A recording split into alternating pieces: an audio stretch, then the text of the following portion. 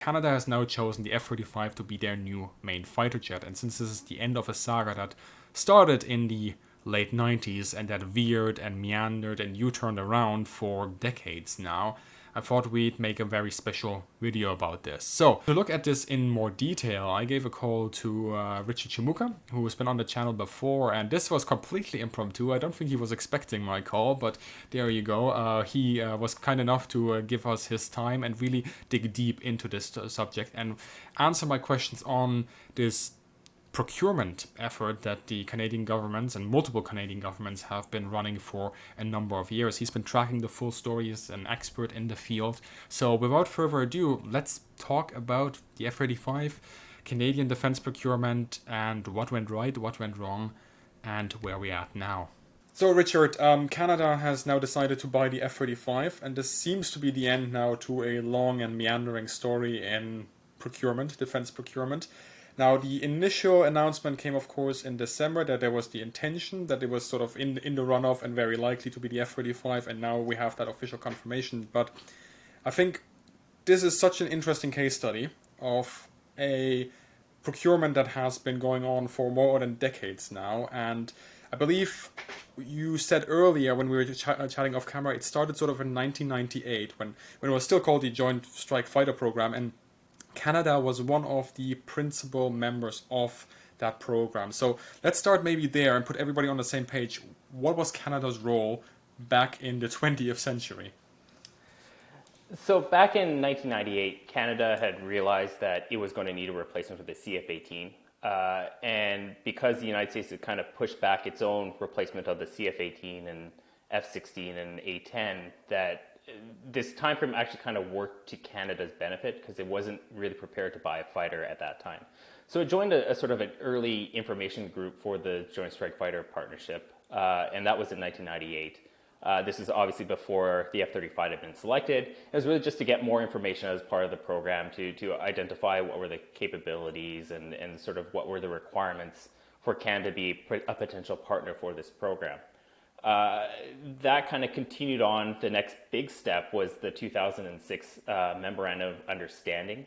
This basically set up really the broad contours of the Joint Strike Fighter Partnership Program, which was at the time largely focused not just on procuring the fighter, but really on the industrial enterprise side, which is one of the more critical parts for Canada because Canada has a really strong industrial policy for any defense procurement. It's not just about actually acquiring a capability, but it's also about getting industrial benefits out of it. Canada's a pretty large aerospace manufacturing country. It's really heavily integrated with the U.S. government, the U.S. industrial enterprise. So companies like Boeing, are really heavily invested in Canada. So in order to maximize its benefit, Canada had to join what's referred to as the MOU in 2006. So beyond that part, we start getting to the cycle for actually deciding on acquiring a capability, and that's where it kind of starts getting interesting. The 2006 MOU does not necessarily obligate Canada to select the F-35. What it really did is says, if you want to be part of this enterprise in the future, you will have to procure it at some time. But for right now, there was a fair bit of ambiguity written into the MOU that basically didn't say that you were actually going to do that. And in the way that Canadian defense procurement works, competition is kind of important. It's seen as part of being a way to sort of safeguard the government purse. And so going into 2010s, Canada started to develop basically what would be the actual requirements that would drive a competition. And within the industrial benefit side, always sort of hanging in distance, because once you actually decide and officially say, well, we're going to actually acquire this aircraft, you can actually start really basically trying to compete for subcontracts on the F-35.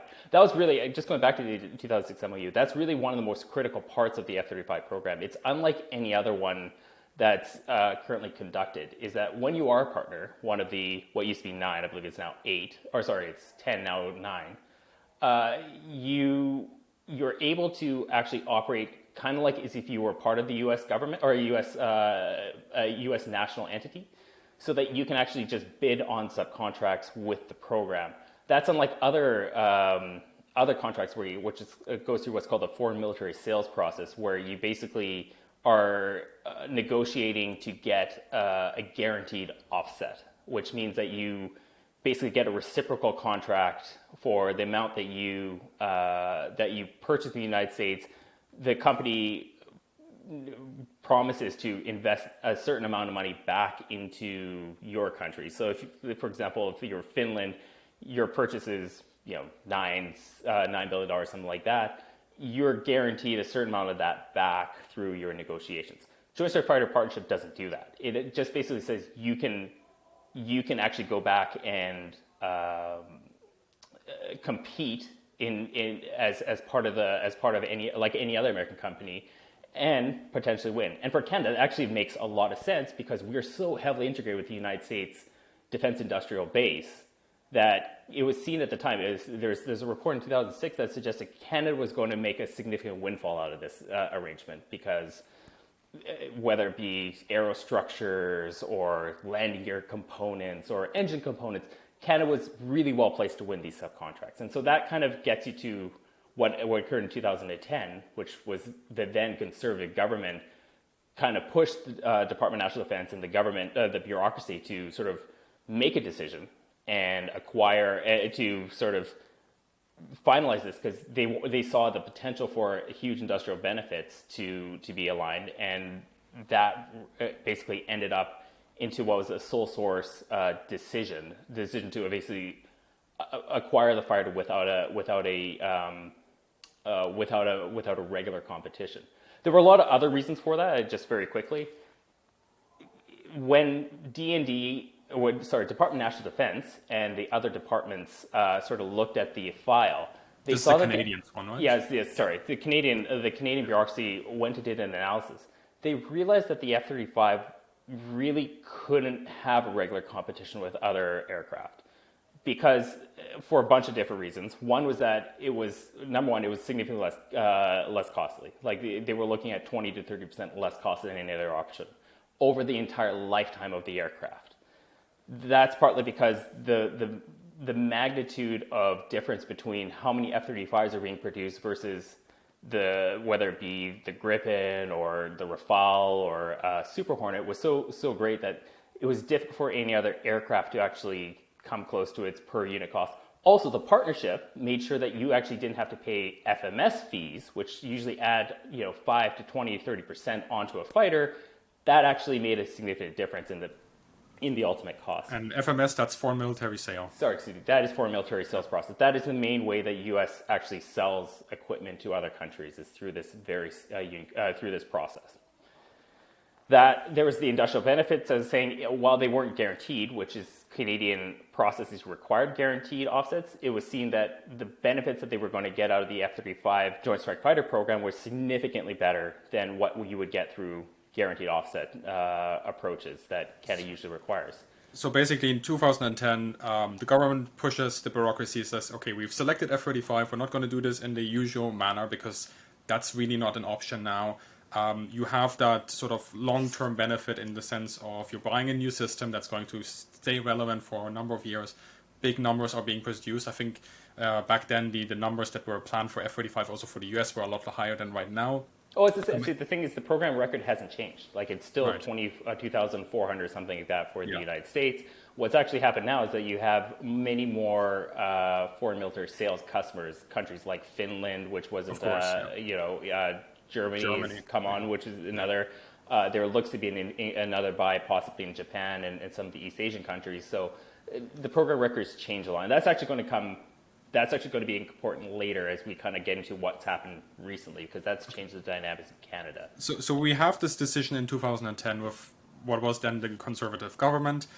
Where does it sort of go wrong? If we said 2010 decision to buy, and then I believe there's a governmental change. Is that No, there's not. So what immediately happens is that the decision gets savaged by various political parties, and you start to see basically auditory bodies start examining the purchases. Now, part of the problem in Canada is that our auditory bodies aren't as strong as, let's say, in Australia or in the United States, like with the Government Accountability Office or the Australian National Accountability Office. And so they started making analyses, and part of it was that they weren't making comparisons between the F-35, let's say, and another option. And so they were saying, well, for example, you had a report by Canada's,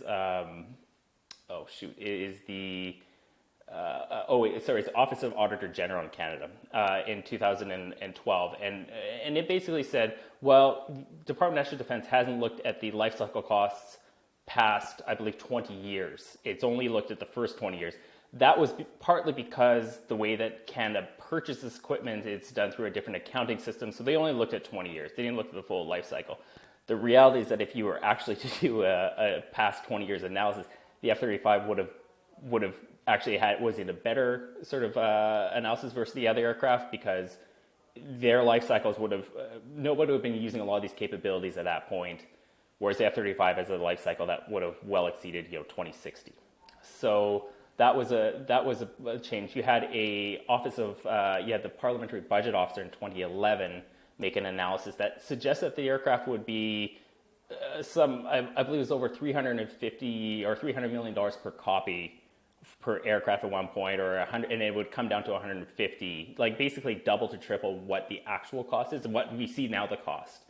That's partly because they didn't really have the expertise at the time to actually accurately assess what was the cost of the aircraft. So you had a growing controversy. There was an election between that point. The Liberal Party of Canada ran on part of its platforms was running against the F-35. The Conservatives won, but after the Office of the Auditor General report in 2012, it decided to kind of scrap, for lack of a better word, the sole source purchase, and it set up what was the National Fighter Procurement Secretariat, which was this new body that was separate from Department of National Defense and Public Works and Government Services, which is kind of a government procurement arm, and it would basically reassess this entire purchase. And how usual is that in Canadian sort of procurement history to have this dedicated body on one single purchase? At the time, it was unique, and it still is pretty unique. We still do it through this multi-departmental kind of approach. There's some mechanics, I believe, that's up at the cabinet level that may be similar, but in reality, the way that this has kind of gone down, the way it occurred was completely unique and unprecedented at the time. I mean, to look at it from the side of sort of the skeptics, let's say, was there good reason, even though, yes, F-35, it doesn't really have a competition in terms of life cycle and so on, but was there a good reason to say, okay, we're going to reassess the situation, make this auditory analysis, and then push for a decision?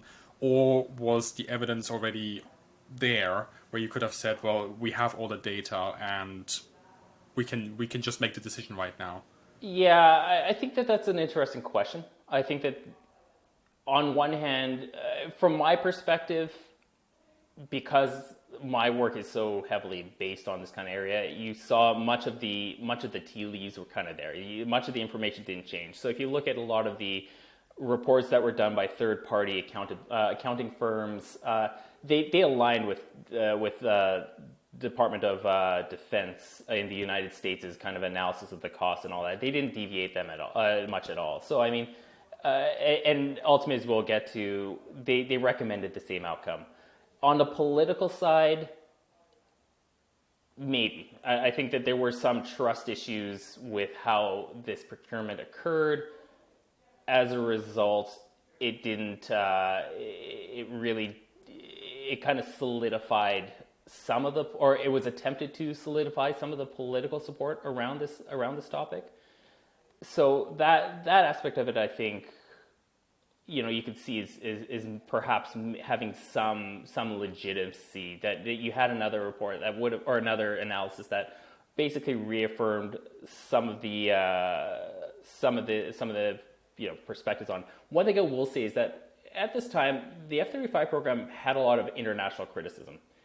It wasn't just in Canada that there were questions about the cost, the capability. This is the period of what's known as the replan.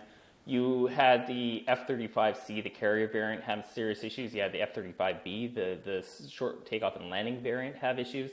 And so I think part of it is that in Canada, we kind of had a bit of whiplash, for lack of a better word, where you had these criticisms in the United States, many of which actually didn't really refer to the Canadian purchase, if that makes sense.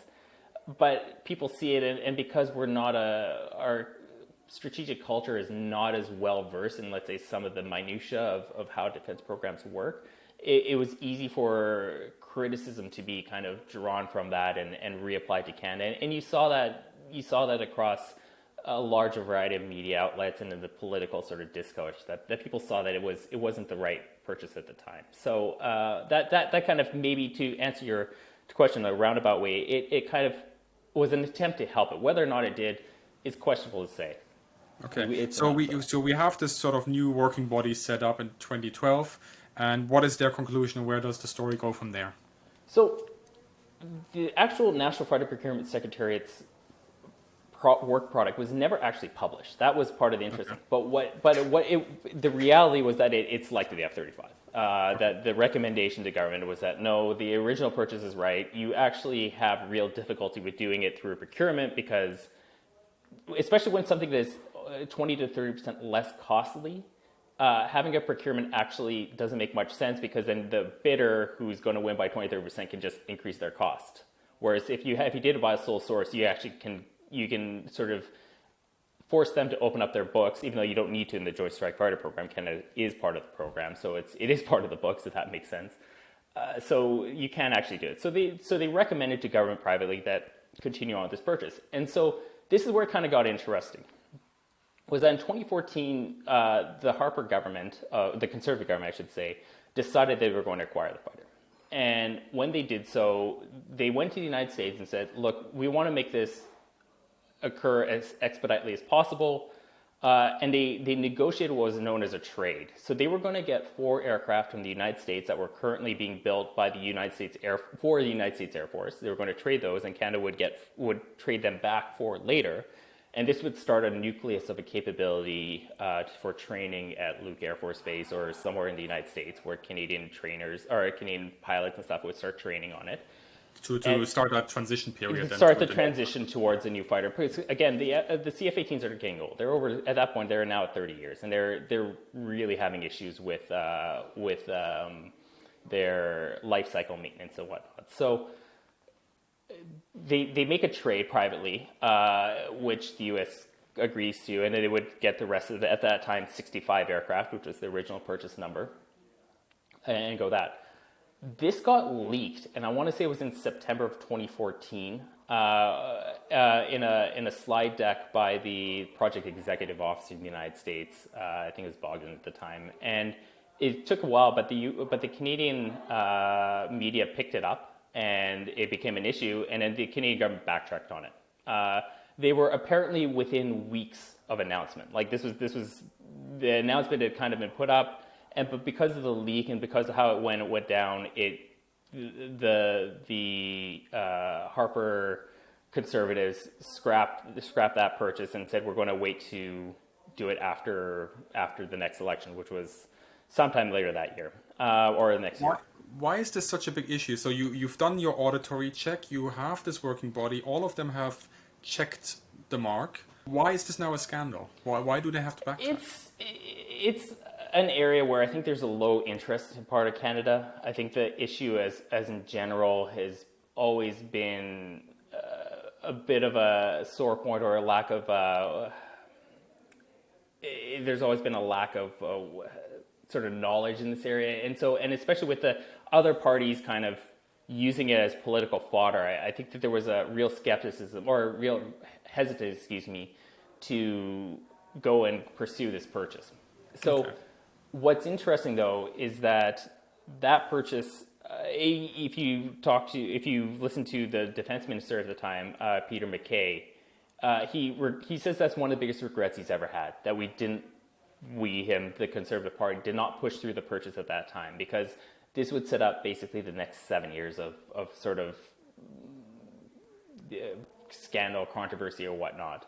Had they have done that, had they have purchased done the trade for the 4 aircraft, which would have been delivered, it would have been really hard to sort of undo that process. Canada would have been kind of locked into this purchase. Once you actually acquire an aircraft and it's sort of sitting there, it's hard to undo. And this is going to come in a minute here. That's actually going to become really important, because there's the next part of the saga, which is part of the the Liberal Party's handling of the file. Okay, so the Conservative government says, okay, we are stopping this procurement until the next election, and now there is the election, and if I understand correctly, the new government comes in place, and that's the Labour government. Sorry, it's the Liberal government. Liberal government, right. So in the run-up to the election, the Liberal government... Canada is this 14 or 15 now? This was in 2015. 2015, okay. Yeah, so the Liberal government comes into power, and basically they had a platform. You got to remember, the quick bit of the politics was that the Trudeau Liberals were actually in third place before they actually before the election. They weren't seen as being actually, being one to have much of a chance. It was really seen to be a sort of fight between the New Democratic Party and the Conservative Party.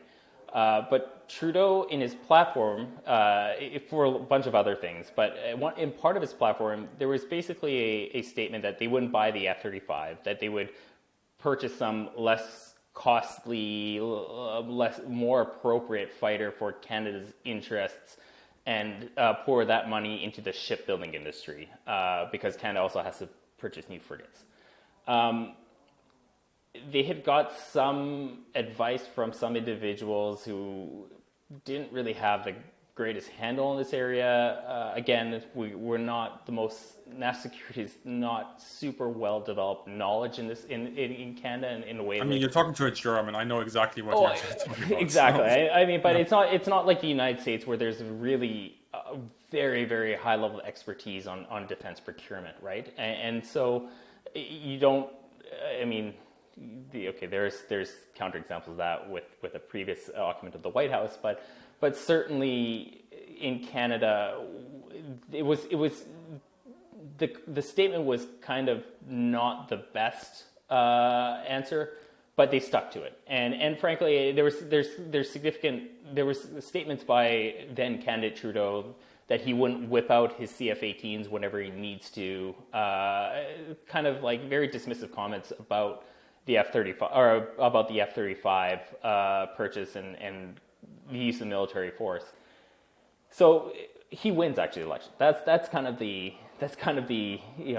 shocker of that time, that he comes from third place and he actually wins, right? And he wins a pretty large, sizable majority.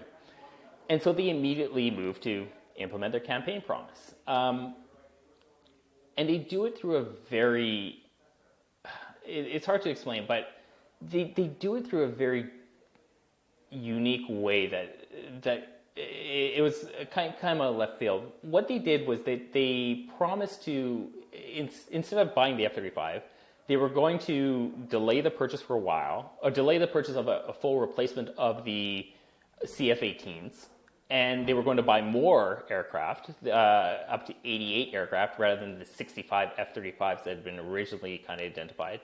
And in the interim, because the CF-18s were in such bad shape, they were going to buy what was called the interim purchase of Super Hornets, specifically 18 aircraft, through a sole source procurement of these aircraft with the United States, that would basically fill a gap in capabilities, because there apparently weren't enough aircraft, or they claimed there weren't enough aircraft to meet their requirements. Now, this was... Hang on. Just so I understand this correctly, the criticism was that this aircraft, the F-35, was being bought on this single source and single track procurement, and now the new government does the same thing, but with an interim fighter that is supposed to hold the Canadian Air Force in place until the actual replacement is found. Until the yes, it was it was a bit of defying logic. But it's even worse than that, because this was, if you understood how the Royal Canadian Air Force worked at the time and the issues that were facing their actual ability to provide forces. And I should say that the metrics that they were using, that they were missing, what was known as the capability gap, was that Canada couldn't actually deploy simultaneously a significant amount of fighters both domestically and domestically for the NORAD contingency. Like basically Canada has to provide X amount of aircraft to defend its northern approaches, and at the same time provide a capability to NATO simultaneously for some sort of major crisis, right? Now, number one, if that was ever to happen, the Royal Canadian Air Force probably could have done it. It would require them to break a lot of their sort of operational standards. You would just basically throw as many aircraft field, because that kind of contingency is basically just a full-scale war, right? And you just kind of shut down all your sort of training operations. You just provide everything. So it was kind of a ridiculous standard, because no other capability was ever asked to have sort of this kind of readiness requirements, and nor, as we're going to see, we've gone so far beyond.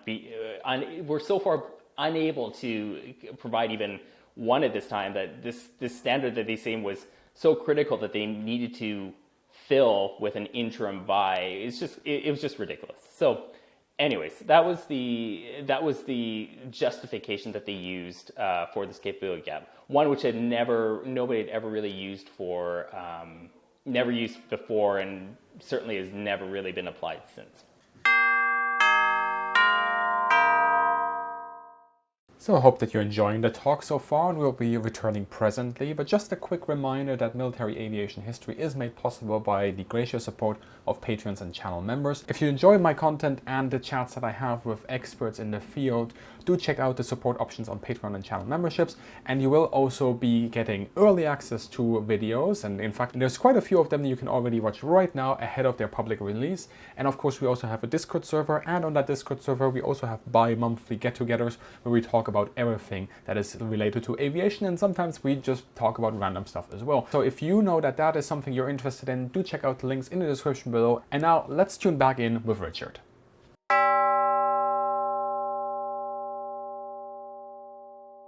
And now they have this interim procurement put in place. They're buying these Super Hornets, and now they're doing their own procurement for the replacement to the CF-18s and the Super Hornets.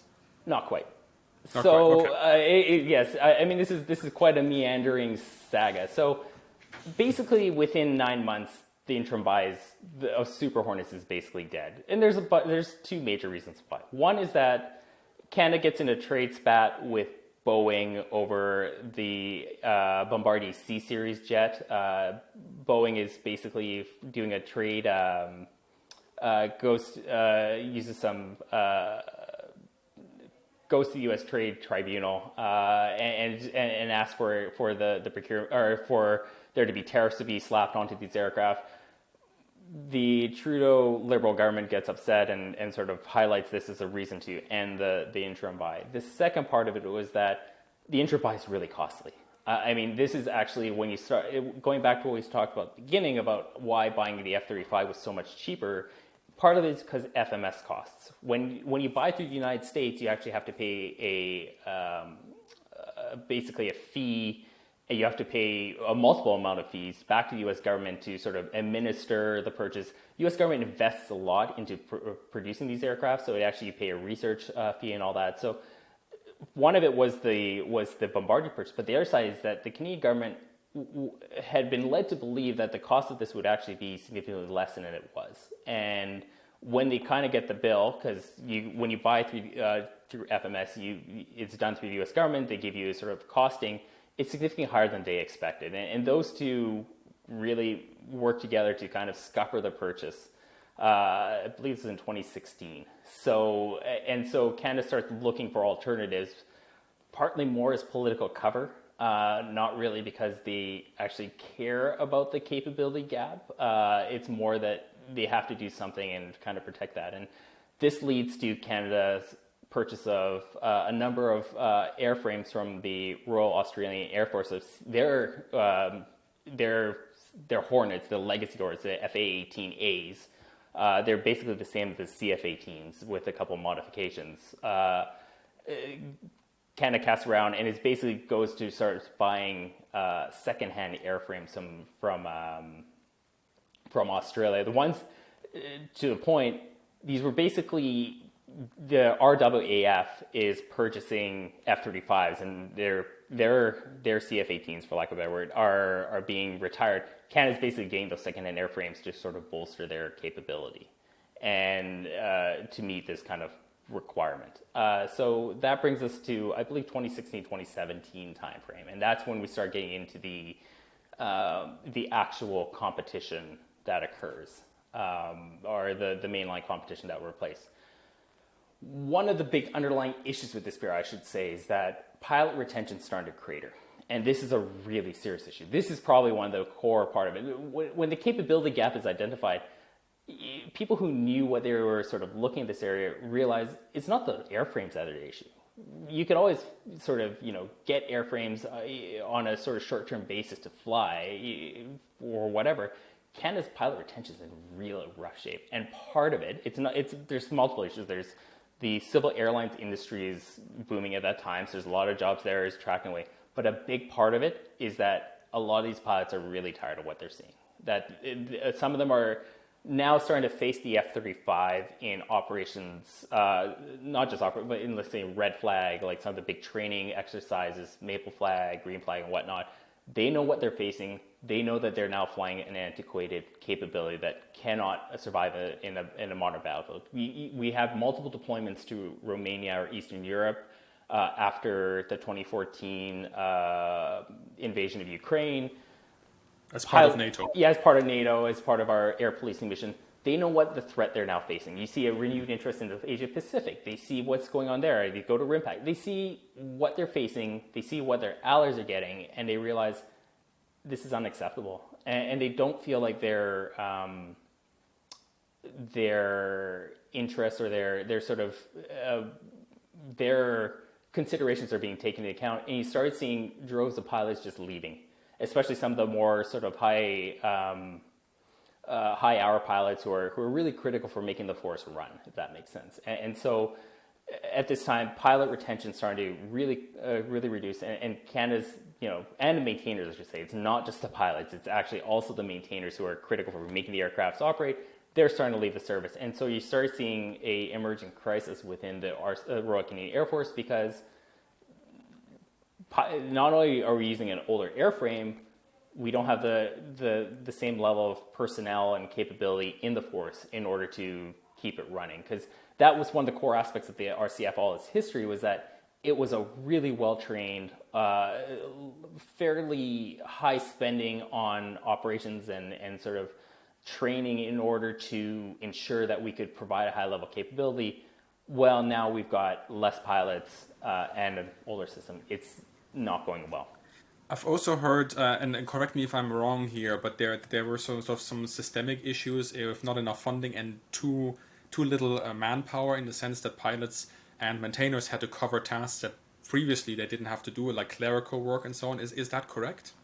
Part of it, what you'll see later on is that I want to say in 2019 timeframe, they started really trying to reduce that. Part of the issue also is Canada's bases are in somewhat remote areas. Certainly our main fighter base is in Cold Lake, Alberta, which is pretty far away from any major area. Bagotville is the other one in Quebec, which is somewhat closer to Quebec City.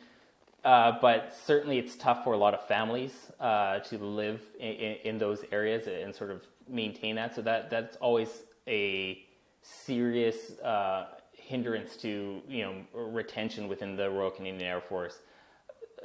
But as you started getting to the death spiral of recruitment and retention, that fewer people are doing more and more things, it becomes really hard for these pilots and maintainers to sort of, they're asked to just do more overall, right? You have the early promotion of individuals that probably should have had a couple more years to sort of mature into their roles, but now they have to be pushed up higher and faster because there's just fewer people at the top. So that really rush on. They're deployed more and more. And again, that's rough on families, right? So again, this is not unique just to the fighter force, but significantly the fighter force probably saw some of the worst of it because, in part, the decisions from the national authorities to procure a new fighter were seen in such negative terms that individuals said, "I'm done with this." As the quote says, they vote with their feet to leave, right? And you saw that a lot of the force, that people morale was quite low, or was significantly lower than in the other areas.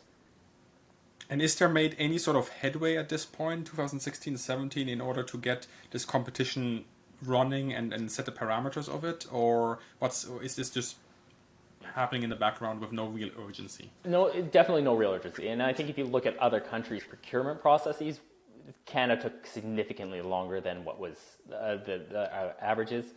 There wasn't really a reason, I think, that's justifiable for there to be a 2-year break between 2015 to 2017 to actually launch the competition. There was claims that, we needed to get all the sort of requirements and all that discussion all put together. The reality is that probably could have been done much, much more quickly. But because there's a lack of political impetus and leadership to sort of push through this and a desire to push back with this, and other controversies as well, because, again, candidate Trudeau had said, we're not going to purchase the F-35, full stop, right? And in a later parliamentary speech, he claimed that the fighter does not work or will never work, or something to that end, as the prime minister. So there was significant sort of push against doing this file because it just looked politically bad, right? I mean, that's also a very strong sort of statement to say when you know that in any upcoming competition, the F-35 is still going to play a role, right? Well, no, so that's the thing. Like, I don't believe you can actually exclude an aircraft. That's the problem, right? You can make it really difficult. And part of the issue with how Canadian procurements are run, there's the ability to utilize legal methods, especially after the fact. And there's been several significant procurements that have basically been reversed or are required to go back on competition to go back to competition because the frame of reference or whatever were seen to be unfair. And so that would be even worse to some degree, that you would basically run a competition that would try to exclude the F-35 when it is the lowest cost and all, capability. And then you would basically go back to the Canadian National Trade Tribunal. They would probably look at it and say, well, no, you can't actually exclude them because of this or that. And it would just not go well, right? And if you see most countries that have had a competition, there hasn't been one that basically has selected F-35. So, it would be, and if you look at, let's say, the Finnish competition, it was pretty clear that this aircraft across the board won, I think, every single one or all but one of the categories that it assigned to it. So it would be really difficult to imagine, again, going back to 2010 or 2014, that somehow this would be a different outcome. One other thing I would say, there's been a history before as well, is that in 1994, Canada was supposed to replace its Sea King helicopters with something else. The Canada Time 1993, it was Jean Chrétien. He said, we're never going to buy this. And then you had a Saga for 10 years where you had Sea Kings that should have been retired years and years ago that were 35, 40 years old that were, either crashing or falling apart in the air, and they delayed on it. It wasn't a good look, and it really put a stain on the Liberal government at the time, just how bad Canadian procurements could happen. And now you're kind of seeing a repeat of it. I don't know if if they wanted to sort of continue on that path. Okay, but now that this competition, there's been a 2-year break, now it's happening. What happens now? So you have a competition. Pretty quickly, the Eurofighter group and Dassault with the Rafale say, well, we don't think this is going to be fair, and they see the terms of reference and they say, well, we're probably not going to participate in this. That really leaves three options: the Super Hornet by Boeing, the Gripen, and by Saab, and the F-35. There was a bit of kerfuffle, for lack of a better word, because going back to the very beginning of this, is that we talked about how the F-35 Joint Strike partnership program does not guarantee offsets, whereas Canada kind of requires offsets, and the U.S. government, the Canadian government tried pushing the United States government to relent on this, and they said absolutely not. Partly because we have 9 other partners or 8 other partners who could claim the same thing and would want some sort of different arrangement, and we can't do that. They made some small concessions, I believe, to Denmark, but it wasn't nothing compared to what the Canadian government would have wanted or required. So they had to change the format of the procurement to basically allow that the U.S. government wasn't going to give Lockheed Martin could not provide direct offsets. Guaranteed offsets, which immediately put the F-35 at a bit of a disadvantage because it was just not going to win the points that in this competition format that would have allowed to win. Or could you very quickly just remind us what are offsets very quickly? Offsets are basically reciprocal defense contracts that if you were to buy something from the United States as part of Canada or another country, the firm that you're buying from would have to reinvest back into Canada the same contract, or same amount, or some defined amount that works within the contract. So it may be 100%. Some countries have less, some countries more. It all depends, right? But okay. Yeah. Yeah, you have the competition now, Super Hornet, Gripen, F-35. If my memory serves me right, the Super Hornet is eliminated, and that leaves the Gripen and the F-35. Yeah. Now, does anything happen between those 2 time frames? So you see the term of reference come out, and it's pretty... The reality is that the difference isn't that much different from the 2014 or the 2010 kind of an assessment.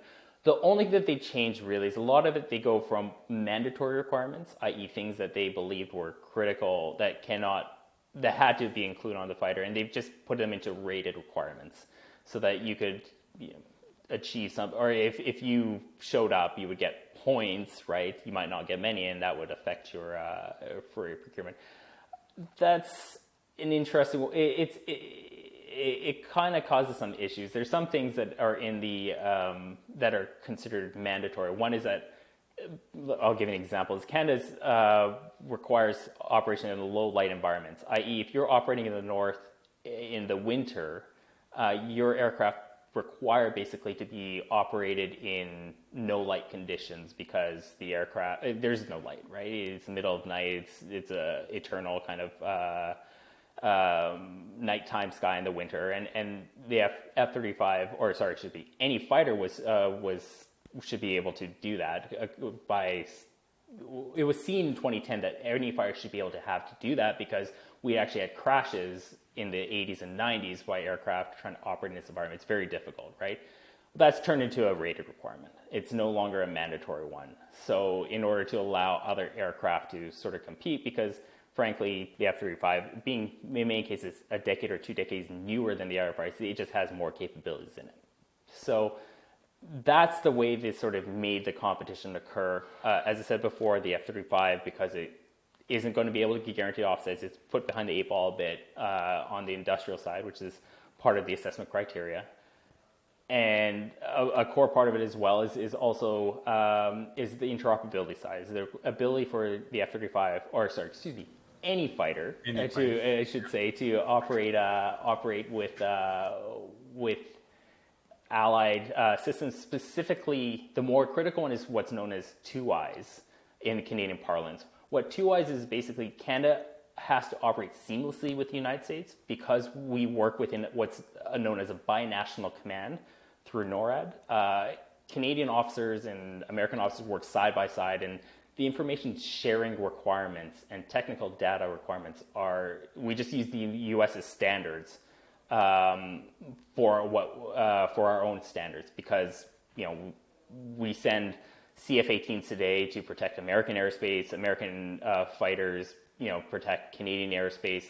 There's supposed to be no difference in their capabilities, so we just basically adopt U.S. standards. That's kind of unique in any with any defense relationship the United States has, because the U.S. is pretty choosy about who it shares that kind of really, really, really high level, sensitive data and the sort of its requirements.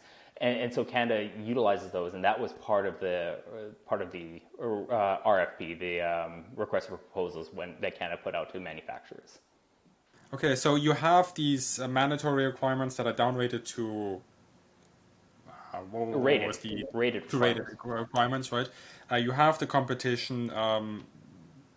The scores are being tallied up at this point. Yeah, so obviously we have three options here, and they're being tallied up. They provide their data and their information.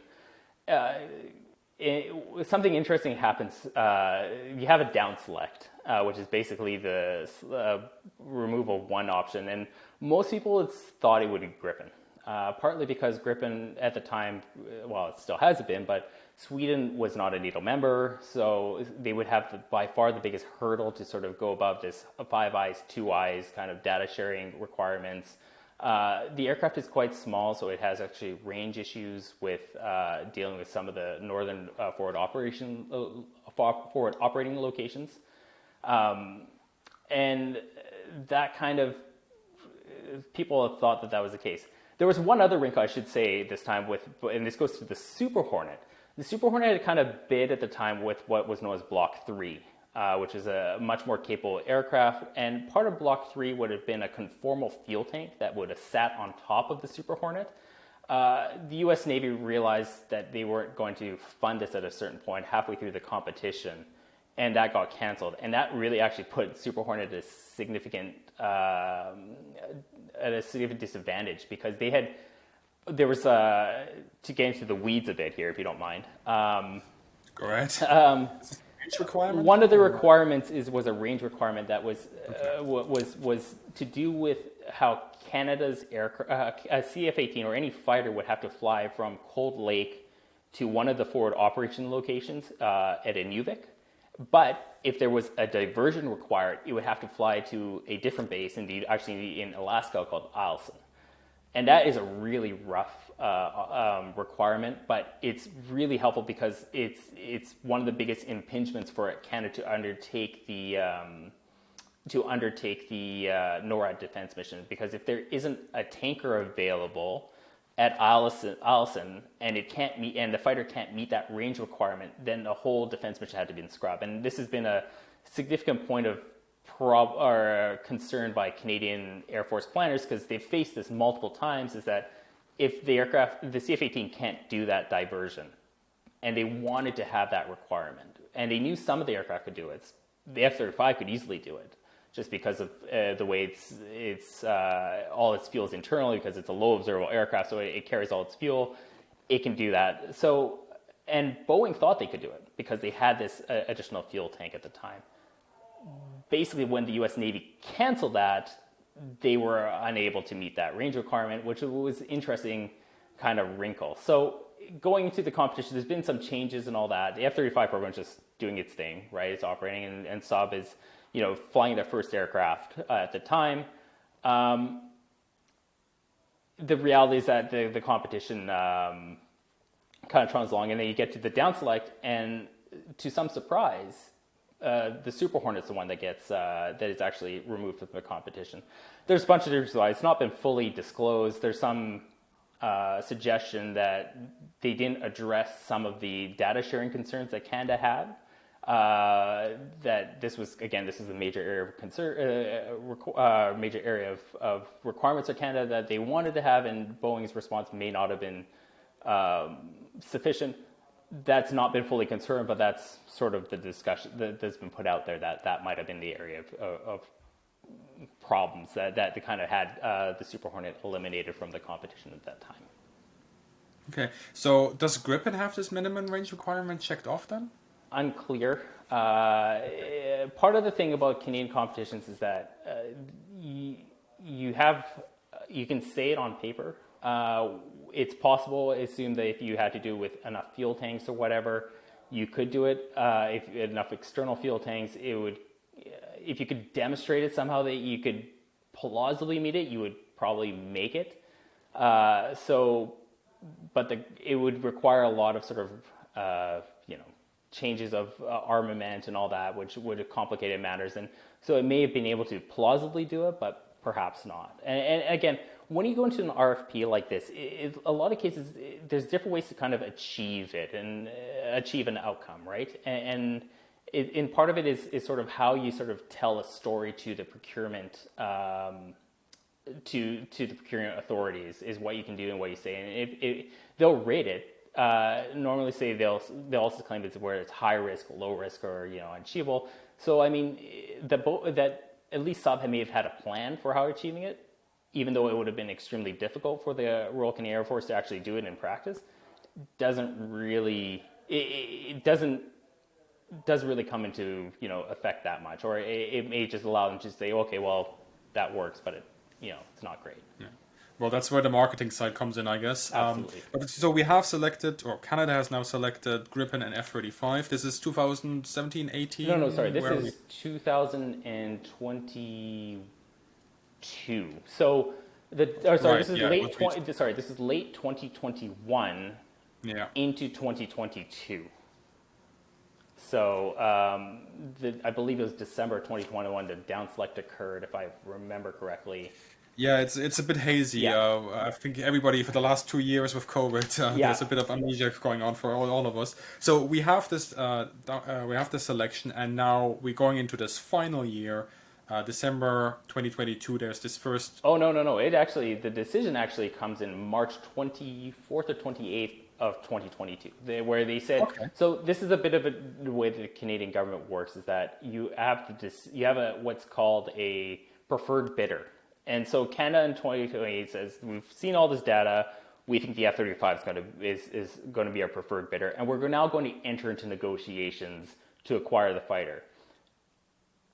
In reality, other than some really small examples, there's never been a case where the preferred bidder actually lost out on the contract. It's a really, really rare situation. There was concerns, however, and I mean, this is partly, I think, because we've imbued this with such cynicism. There's been such, that, well, maybe they will not go with the preferred bidder after they'll try to do their negotiations and whatnot, and then they'll go with the second bidder. I think that was a little overblown at the time. But the reality was that that Canada would have to go through negotiations. Now, again, just going back to how the Joint Strike Fighter Partnership Program works, there really isn't that much to negotiate. I mean, it's the nature, we're part of the program. So you can't negotiate on price because your price is set by what the US government pays, right? We're getting the same cost, right? You can't really negotiate offsets or reciprocal contracts because you can't get them, and you're just allowing to, Canadian firms can kind of bid on sort of US subcontracts on the F-35 program. So there's really not that much actual negotiation occurring, for lack of a word. It's really a straightforward process, much more than any other defense procurement of a comparable size. So, but at the same time, because Canada is a partner in this program, it already has those benefits from the partnership. So that sort of offsets the lack of offsets. Exactly. I know. Again, this is one of the strongest parts of the F-35 program, and in spite of this, it was never really counted in the actual competition because it weren't guaranteed. The guarantee part is it's a very limited technical sense. It doesn't really occur in other countries, I guess, because just they realize that there's flexibility in there, but it really creates complications for any defense procurement. How we do our industrial side in Canada is actually a bit of an issue because we don't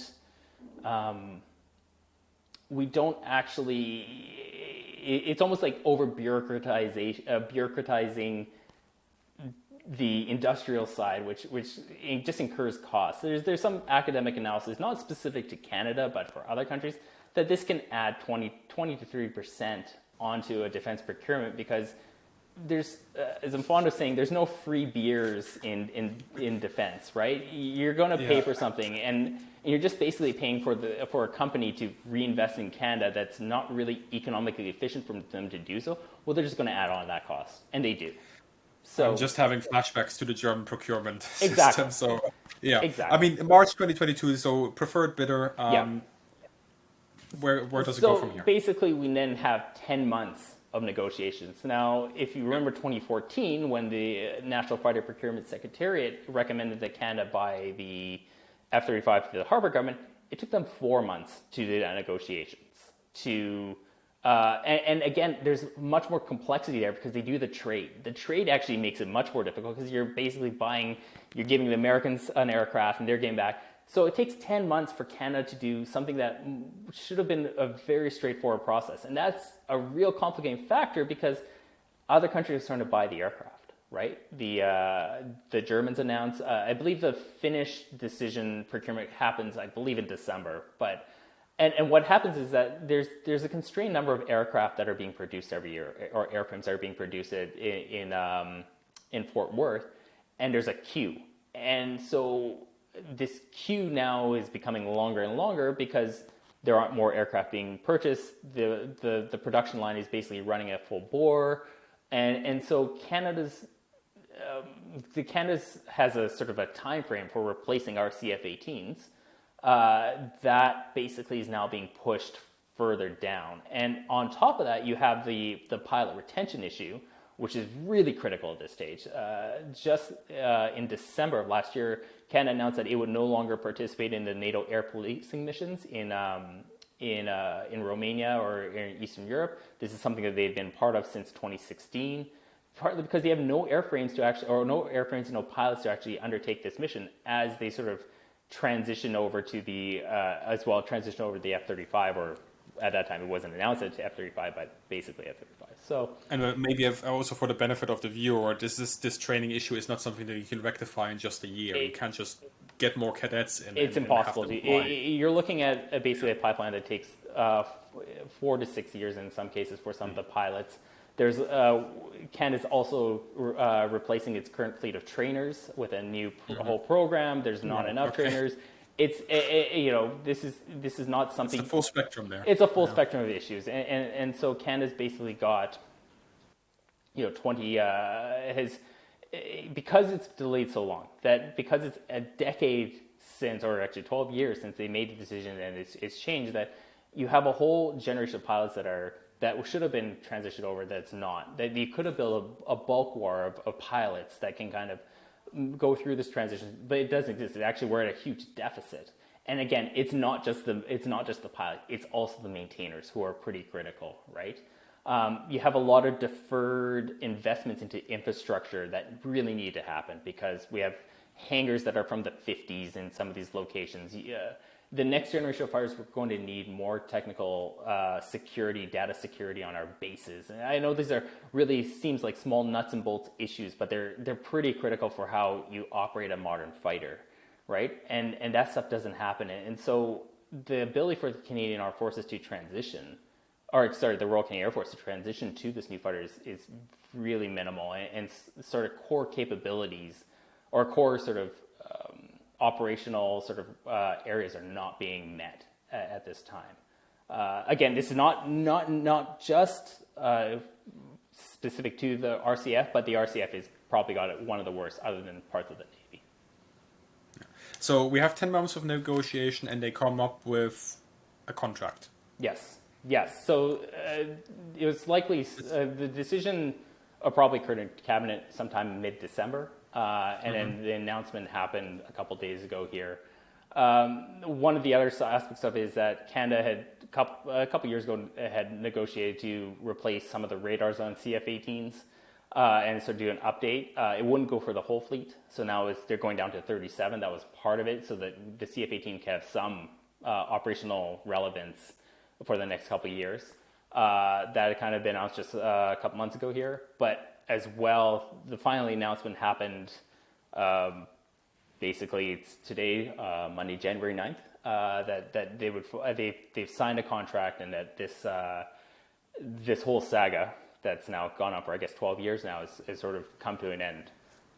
And now Canada does have the F-35. As a final question, and this is perhaps a big one, but what would you say is the moral of the story? There's a bunch of them.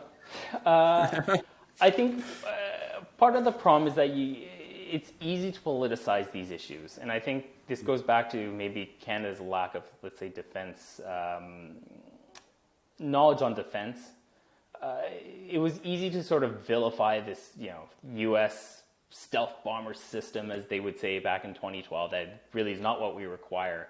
When you had a lot of defense experts, subject matter experts, people who had basically dedicated their lives to sort of operating this, defending Canada in a very high professional knowledge and sense of understanding of what are the threats and the challenges Canada faced, just their knowledge was disregarded. Like, when you think, I guess in broader society today, I think there's some people who are easy to dismiss that, and yet the people who actually knew what they were talking about, the people that were very well versed in what was required, not just let's say on the military side, but on the industrial side and the sort of program management side, were very clear about there was really no other option here. And it took basically 12 years for two governments to come to the exact same conclusion, where if you look at the facts and the numbers in 2010, they're no different.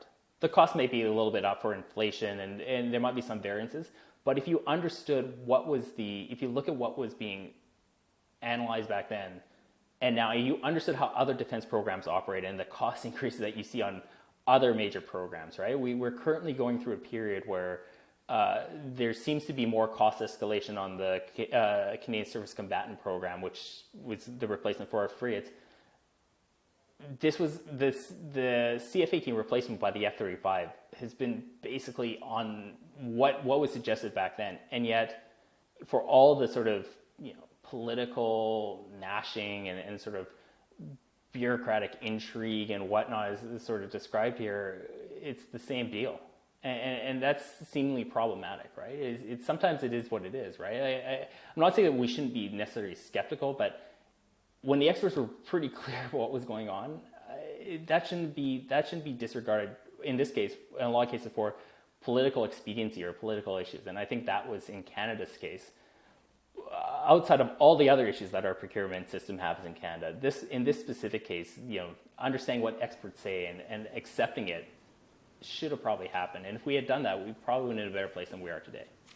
Especially considering that you had the auditory body working on this as well. You had a working body that was specifically created for this as well. But the parallels I'm seeing to Germany are scary. And but hopefully both the procurement systems of both countries will improve in the coming years, considering what's of course now going on. Richard, thank you very much for this very coherent and comprehensive breakdown of the F-35 saga in Canada, even though I did my best to keep us veering off course here with my interjections. Thank you very much, and yeah, I will put some helpful links for the audience as well to follow in the description as well. Richard, thank you very much, and see you on the next one. Thanks for having me. So I hope that you enjoyed that off-the-cuff conversation here with Richard. Big thank you once again to him. And also big thank you to all the patrons and channel members who make this content possible. If you enjoy this sort of content, do check out the support options that are in the description below. Patrons and channel member benefits include early access to videos, sneak peeks, polls, and of course also our Discord server, where we have also bi-monthly get-togethers where we talk about everything aviation related and a lot of other subjects. We're just chatting, really. So as always, I wish all of you a great day and see you in the sky.